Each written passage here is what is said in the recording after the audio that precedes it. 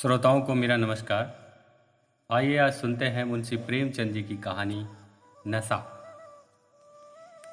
ईश्वरी एक बड़े जमींदार का लड़का था और मैं एक गरीब क्लर्क का, जिसके पास मेहनत मजदूरी के सिवा और कोई जायदाद न थी। हम दोनों में परस्पर बहसें होती रहती थी। मैं जमींदारों की बुराई करता, उन्हें हिंसक पशु और खून चूसने वाली जोंक और वृक्षों की चोटी पर फूलने वाला बंझा कहता। वह जमींदारों का पक्ष लेता, पर स्वभावतः उसका पहलू कुछ कमजोर होता था, क्योंकि उसके पास जमींदारों के अनुकूल कोई दलील न थी। वह कहता कि सभी मनुष्य बराबर नहीं होते, छोटे बड़े हमेशा होते रहते हैं और होते रहेंगे। लचर दलील थी। किसी मानुषी या नैतिक नियम से इस व्यवस्था का औचित्य सिद्ध करना कठिन था। मैं इस वाद विवाद की गर्मा गर्मी में अक्सर तेज हो जाता और लगने वाली बात कह जाता, लेकिन ईश्वरी हार कर भी मुस्कुराता रहता था। मैंने उसे कभी गर्म होते नहीं देखा। शायद इसका कारण यह था कि वह अपने पक्ष की कमजोरी समझता था। नौकरों से वह सीधे मुंह बात नहीं करता था। अमीरों में जो एक बेदर्दी और उदंडता होती है, इसमें उसे भी प्रचुर भाग मिला था। नौकर ने बिस्तर लगाने में जरा भी देर की, दूध जरूरत से ज़्यादा गर्म या ठंडा हुआ, साइकिल अच्छी तरह साफ नहीं हुई तो वह आपे से बाहर हो जाता। सुस्ती या बदतमीजी उसे जरा भी बर्दाश्त न थी। पर दोस्तों से और विशेषकर मुझसे उसका व्यवहार सौहार्द और नम्रता से भरा हुआ होता था। शायद इसकी जगह मैं होता तो मुझमें भी वही कठोरताएं पैदा हो जाती जो उसमें थी, क्योंकि मेरा लोक प्रेम सिद्धांतों पर नहीं, निजी दशाओं पर टिका हुआ था। लेकिन वह मेरी जगह होकर भी शायद अमीर ही रहता, क्योंकि वह प्रकृति से ही विलासी और ऐश्वर्य प्रिय था। अब की दशहरे की छुट्टियों में मैंने निश्चय किया कि घर न जाऊंगा। मेरे पास किराए के लिए रुपए न थे और न घर वालों को तकलीफ देना चाहता था। मैं जानता हूं वे मुझे जो कुछ देते हैं वह उनकी हैसियत से बहुत ज्यादा है। उसके साथ ही परीक्षा का ख्याल था। अभी बहुत कुछ पढ़ना है। अब बोर्डिंग हाउस में इस भूत की तरह अकेले पड़े रहने का भी जी न चाहता था। इसलिए जब ईश्वरी ने मुझे अपने घर चलने का न्योता दिया तो मैं बिना आग्रह के राजी हो गया। ईश्वरी के साथ परीक्षा की तैयारी खूब हो जाएगी। वह अमीर होकर भी मेहनती और जहीन है। उसने इसके साथ ही कहा, लेकिन भाई एक बात का ख्याल रखना, वहां अगर जमींदारों की निंदा की तो मामला बिगड़ जाएगा और मेरे घर वालों को बुरा लगेगा। वह लोग तो असामियों पर इसी दावे से शासन करते हैं कि ईश्वर ने असामियों को उनकी सेवा के लिए ही पैदा किया है। असामी भी यही समझता है। अगर उसे सुझा दिया जाए कि जमींदार और असामी में कोई मौलिक भेद नहीं, तो जमींदारी का कहीं पता न लगे। मैंने कहा, तो क्या तुम समझते हो वहां जाकर कुछ और हो जाऊंगा? हाँ, मैं तो यही समझता हूं। तुम गलत समझते हो। ईश्वरी ने इसका कोई जवाब न दिया। कदाचित उसने इस मामले को मेरे विवेक पर छोड़ दिया था और बहुत अच्छा किया। अगर वह अपनी बात पर अड़ता तो मैं भी जिद पकड़ लेता। सेकंड क्लास तो क्या, मैंने कभी इंटर क्लास में भी सफर न किया था। अब की सेकंड क्लास में सफर का सौभाग्य प्राप्त हुआ। गाड़ी तो 9 बजे रात को आती थी, पर यात्रा के हर्ष में हम शाम को ही स्टेशन जा पहुंचे। कुछ देर इधर उधर सैर करने के बाद रिफ्रेशमेंट रूम में जाकर हम लोगों ने भोजन किया। मेरी वेशभूषा और रंग ढंग से पारखी खानसामों को यह पहचानने में देर न लगी कि मालिक कौन है और पिछलग्गू कौन है। लेकिन न जाने क्यों मुझे उनकी गुस्ताखी बुरी लग रही थी। पैसे ईश्वरी की जेब से गए। शायद मेरे पिता को जो वेतन मिलता है उससे ज़्यादा इन खानसामों को इनाम इकराम में मिल जाता हो। ये कठन्नी तो चलते समय ईश्वरी ही ने दी। फिर भी मैं उन सबों से उसी तत्परता और विनय की अपेक्षा करता था जिससे वे ईश्वरी की सेवा कर रहे थे। ईश्वरी के हुक्म पर सब के सब दौड़ते हैं, लेकिन मैं कोई चीज मांगता हूं तो उतना उत्साह नहीं दिखाते। मुझे भोजन में कुछ स्वाद न मिला। यह भेद मेरे ध्यान को संपूर्ण रूप से अपनी ओर खींचे हुए था। गाड़ी आई, हम दोनों सवार हुए। खानसामों ने ईश्वरी को सलाम किया और मेरी ओर देखा भी नहीं। ईश्वरी ने कहा, कितने तमीजदार हैं ये सब। एक हमारे नौकर हैं कि कोई काम करने का ढंग नहीं। मैंने खट्टे मन से कहा, इसी तरह तुम अपने नौकरों को भी 8 आने रोज इनाम दिया करो तो शायद इनसे ज्यादा तमीजदार हो जाए। तो क्या तुम समझते हो यह सब अब केवल इनाम के लालच में इतना अदब करते हैं? जी नहीं, कदाप नहीं। तमीज और अदब तो इनके रक्त में मिल गया है। गाड़ी चली, डाक थी, प्रयाग से चली तो प्रतापगढ़ जाकर रुकी। एक आदमी ने हमारा कमरा खोला। मैं तुरंत चिल्ला उठा, दूसरा दर्जा है, सेकंड क्लास। उस मुसाफिर ने डिब्बे के अंदर आकर मेरी ओर एक विचित्र उपेक्षा की दृष्टि से देखकर कहा, जी हाँ, सेवक इतना समझता है, और बीच वाले बर्थ पर बैठ गया। मुझे कितनी लज्जा आई कह नहीं सकता।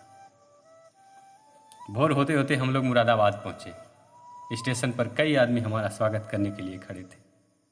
2 भद्र पुरुष थे, 5 बेगार। बेगारों ने हमारा लगेज उठाया। दोनों भद्र पुरुष पीछे पीछे चले। एक मुसलमान था, रियासत अली, दूसरा ब्राह्मण था, राम हरख। दोनों ने मेरी ओर अपरिचित नेत्रों से देखा, मानो कह रहे हैं, तुम कौवे होकर हंस के साथ कैसे? रियासत अली ने ईश्वरी से पूछा, यह बाबू साहब क्या आपके साथ पढ़ते हैं? ईश्वरी ने जवाब दिया, हाँ, साथ पढ़ते भी हैं और साथ रहते भी हैं। यूं कहिए कि आप ही की बदौलत मैं इलाहाबाद पड़ा हुआ हूं, नहीं कब का लखनऊ चला आया होता। अब कि मैंने घसीट लाया। इनके घर से कई तार आ चुके थे, मगर मैंने इनकारी जवाब दिलवा दिए। आखिरी तार तो अर्जेंट था, जिसकी फीस 4 आने प्रति शब्द है, पर यहां से भी उसका जवाब इनकारी ही गया। दोनों सज्जनों ने मेरी ओर चकित नेत्रों से देखा, आतंकित हो जाने की चेष्टा करते जान पड़े। रियासत अली ने अर्धशंका के स्वर में कहा, लेकिन आप बड़े सादे लिबास में रहते हैं। ईश्वरी ने शंका निवारण की, महात्मा गांधी के भक्त हैं साहब, खद्दर के सिवा कुछ पहनते ही नहीं। पुराने सारे कपड़े जला डाले, यूं कहो कि राजा हैं। 2.5 लाख सालाना का रियासत है, पर आपकी सूरत देखो तो मालूम होता है अभी अनाथालय से पकड़ कर आए हैं। राम हरख बोले, अमीरों का ऐसा स्वभाव बहुत कम देखने में आता है, कोई भांप ही नहीं सकता। रियासत अली ने समर्थन किया, आपने महाराज चांगली को देखा होता तो दांतों तले उंगली दबाते। एक गाढ़े की मिर्जई और चमरौधी जूते पहने बाजारों में घूमा करते थे। सुनते हैं एक बार बेगार में पकड़े गए थे और उन्हीं ने 10 लाख से कॉलेज खोल दिया। मैं मन में कटा जा रहा था, पर न जाने क्या बात थी कि यह सफेद झूठ उस वक्त मुझे हास्यास्पद न जान पड़ा। उसके प्रत्येक वाक्य के साथ मानो मैं उस कल्पित वैभव के समीपता आता जाता था। मैं सही सहसवार नहीं हूं। हाँ, लड़कपन में कई बार लद्दू घोड़े पर सवार हुआ। यहां देखा तो 2 कलारास घोड़े हमारे लिए तैयार खड़े थे। मेरी तो जान ही निकल गई। सवार तो हुआ, पर बोटियां कांप रही थी। मैंने चेहरे पर सिकन न पड़ने दिया, घोड़े को ईश्वरी के पीछे डाल दिया। खैरियत यह हुई कि ईश्वरी ने घोड़े को तेज न किया, वरना शायद मैं हाथ पैर तुड़वा कर लौटता। संभव है ईश्वरी ने समझ लिया हो कि यह कितने पानी में है। ईश्वरी का घर क्या था? किला था। इमाम बाड़े का सा फाटक, द्वार पर पहरेदार टहलता हुआ, नौकरों का कोई हिसाब नहीं, एक हाथी बधा हुआ। ईश्वरी ने अपने पिता, चाचा, ताऊ आदि सबसे मेरा परिचय कराया, और उसी अतिशयोक्ति के साथ ऐसी हवा बांधी कि कुछ न पूछिए। नौकर चाकर ही नहीं, घर के लोग भी मेरा सम्मान करने लगे। देहात के जमींदार, लाखों का मुनाफा, मगर पुलिस कांस्टेबल को अफसर समझने वाले। कई महाशय तो मुझे हुजूर हुजूर कहने लगे। जब जरा एकांत हुआ तो मैंने ईश्वरी से कहा, तुम बड़े शैतान हो यार, मेरी मिट्टी क्यों पलीत कर रहे हो? ईश्वरी ने दृढ़ मुस्कान के साथ कहा, इन गधों के सामने यही चाल जरूरी थी, वरना सीधे मुंह बोलते भी नहीं। जरा देर के बाद नाई हमारे पांव दबाने आया। कुंवर लोग स्टेशन से आए हैं, थक गए होंगे। ईश्वरी ने मेरी ओर इशारा करके कहा, पहले कुंवर साहब के पांव दबा। मैं चारपाई पर लेटा हुआ था।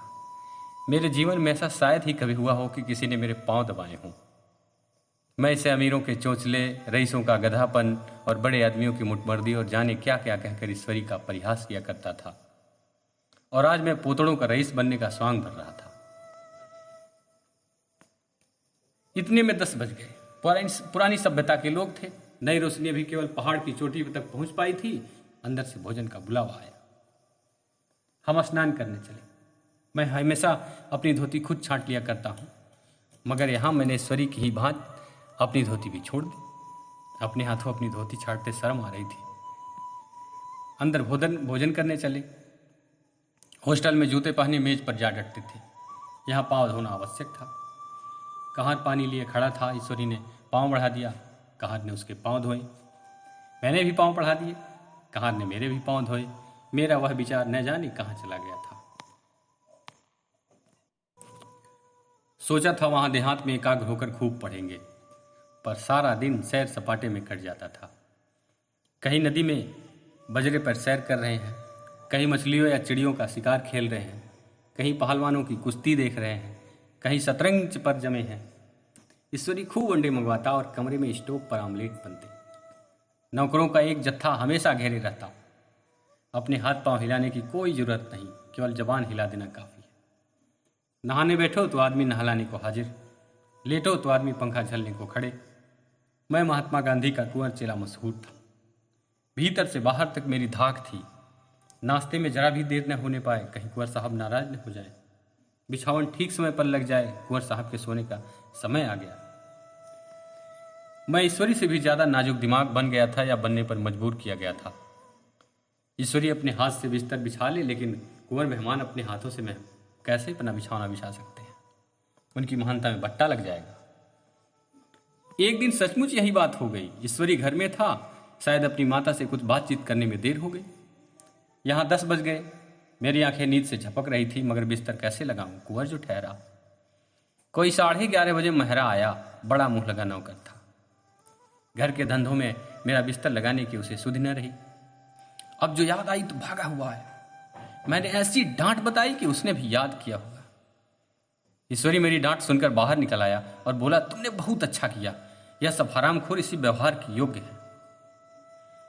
इसी तरह ईश्वरी एक दिन एक जगह दावत में गया हुआ था। शाम हो गई, मगर लैंप मेज पर रखा हुआ था। दिया सलाई भी थी, लेकिन ईश्वरी खुद कभी लैंप नहीं जलाता था। फिर कुंवर साहब कैसे जलाए? मैं झुझला रहा था। समाचार पत्र आया रखा हुआ था। जी उधर लगा हुआ था, पर लैंप नदारद। दय योग से उसी वक्त मुंशी रियासत अली आ निकले। मैं उन्हीं पर उबल पड़ा। ऐसी फटकार लगाई कि बेचारा उल्लू हो गया। तुम लोगों को इतनी भी फिक्र नहीं कि लैंप तो जलवा दो? मालूम नहीं ऐसे कामचोर आदमियों का यहाँ कैसे गुजर होता है। मेरे यहाँ घंटे भर निर्वाह न हो। रियासत अली ने कांपते हुए हाथों से लैंप जला दिए। वहां एक ठाकुर अक्सर आया करता था। कुछ मनचला आदमी था, महात्मा गांधी का परम भक्त। मुझे महात्मा गांधी जी का चेला समझकर मेरा बड़ा लिहाज करता था, पर मुझसे कुछ पूछते हुए संकोच करता था। एक दिन मुझे अकेला देख कर आया और हाथ बांध कर बोला, सरकार तो गांधी बाबा के चेले हैं ना? लोग कहते हैं कि यहाँ सुराज हो जाएगा तो जमींदार न रहेंगे। मैंने सान जमाई, जमींदारों के रहने की जरूरत ही क्या है? यह लोग गरीबों का खून चूसने के सिवा और क्या करते हैं? ठाकुर ने फिर पूछा, तो क्या सरकार सब जमींदारों की जमीन छीन ली जाएगी? मैंने कहा, बहुत से लोग दे देंगे खुशी से। जो लोग खुशी से न देंगे उनकी जमीन छीननी ही पड़ेगी। अरे हम लोग तो तैयार बैठे हुए हैं, जो ही स्वराज्य हुआ अपने इलाके असामियों के नाम हिब्बा कर देंगे। मैं कुर्सी पर पांव लटकाए बैठा था। ठाकुर मेरे पांव दबाने लगा। फिर बोला, आजकल सभी जमींदार लोग बड़ा जुल्म करते हैं सरकार। हमें भी हुजूर आप अपने इलाके में थोड़ी सी जमीन दे दी तो वहां चलकर आपकी सेवा में रहे। मैंने कहा, अभी तो मेरा कोई अख्तियार नहीं है। हाँ, ज्यों ही अख्तियार मिला मैं सबसे पहले तुम्हें बुलाऊंगा। तुम्हें मोटर ड्राइवरी सिखा दूंगा और अपना ड्राइवर बना लूंगा। सुना उस दिन ठाकुर ने खूब भंग पी और अपनी स्त्री को खूब पीटा और गांव के महाजन से लड़ने पर तैयार हो गया। छुट्टी इसी तरह तमाम हुई और हम फिर प्रयाग चले। गांव के बहुत से लोग हम लोगों को पहुंचाने आए। ठाकुर तो हमारे साथ स्टेशन तक आया। मैंने भी अपना पार्ट खूब सफाई से खेला और अपनी कुबेरोचित विनय और देवत्व की मुहर हर एक हृदय पर लगा दी। जी तो चाहता था कि हर एक नौकर को अच्छा इनाम दूं, लेकिन वो असमर्थ कहाँ थी। वापसी टिकट था ही, केवल गाड़ी में बैठना था, पर गाड़ी आई तो ठसाठस भरी हुई। दुर्गा पूजा की छुट्टियां भोग कर सभी लोग लौट रहे थे। सेकंड क्लास में तिल रखने की जगह नहीं, इंटर क्लास की हालत उससे भी बदतर। यह आखिरी गाड़ी थी, किसी तरह रुक न सकते थे। बड़ी मुश्किल से तीसरे दर्जे में जगह मिली। हमारे ऐश्वर्य ने वहां अपना रंग जमा लिया, मगर मुझे उसमें बैठना बुरा लग रहा था। आए थे आराम से, लेटे लेटे जा रहे थे सिकुड़े हुए, पहलू बदलने की भी जगह न थी। कई आदमी पढ़े लिखे भी थे, वे आपस में अंग्रेजी राज्य की तारीफ करते जा रहे थे। एक महाशय बोले, ऐसा न्याय किसी राज्य में नहीं देखा, छोटे बड़े सब बराबर। राजा भी किसी पर अन्याय करे तो अदालत उसकी गर्दन दबा देती है। दूसरे सज्जन ने समर्थन किया, अरे साहब, आप खुद बादशाह पर दावा कर सकते हैं, अदालत में बादशाह पर डिग्री हो जाती है। एक आदमी जिसकी पीठ पर बड़ा सा गट्ठर बंधा था कलकत्ते जा रहा था।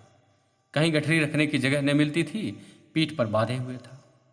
इससे बेचैन होकर बार बार द्वार पर आकर खड़ा हो जाता। मैं द्वार के पास ही बैठा हुआ था। उसका बार बार आकर मेरे मुंह को अपनी गठरी से रगड़ना मुझे बहुत बुरा लग रहा था। एक तो हवा यूं ही बहुत कम थी, दूसरे उस गंवार का आकर मेरे मुंह पर खड़ा हो जाना मानो मेरा गला दबाना था। मैंने कुछ देर तक जब्त किए रहा। एकाएक मुझे क्रोध आ गया। मैंने उसे पकड़कर पीछे ठेल दिया और 2 तमाचे जोर जोर से लगाए। उसने आंखें निकाल कर कहा, क्यों मारते हो बाबूजी, हमने भी किराया दिया है। मैंने उठकर 2-3 तमाचे और जड़ दिए। गाड़ी में तूफान आ गया। चारों ओर से मुझ पर बौछारें पड़ने लगी। अगर इतने नाजुक मिजाज हो तो अव्वल दर्जे में क्यों नहीं बैठे? कोई बड़ा आदमी होगा तो अपने घर का होगा, मुझे इस तरह मारते दिखा देता। क्या कसूर किया था बेचारे ने? गाड़ी में सांस लेने की जगह नहीं, खिड़की पर जरा सांस लेने खड़ा हो गया तो उस पर इतना क्रोध। आदमी होकर क्या आदमी अपनी इंसानियत बिल्कुल खो देता है। यह भी अंग्रेजी राज है जिसका आप बखान कर रहे थे। एक ग्रामीण बोला, दफ्तरन मां घुसन तो पावत नहीं, उस पर इतना मिजाज। ईश्वरी ने अंग्रेजी में कहा, what an idiot you are Veer, यानी कि वीर तुम कितने मूर्ख हो। और मेरा नशा अब कुछ कुछ उतरता हुआ मालूम होता था। बस इतनी सी थी ये कहानी। सुधी श्रोतागण, यदि आपको हमारा प्रयास अच्छा लगे तो कृपया चैनल को सब्सक्राइब अवश्य करें। कृपया कृपया कृपया चैनल को सब्सक्राइब अवश्य करें।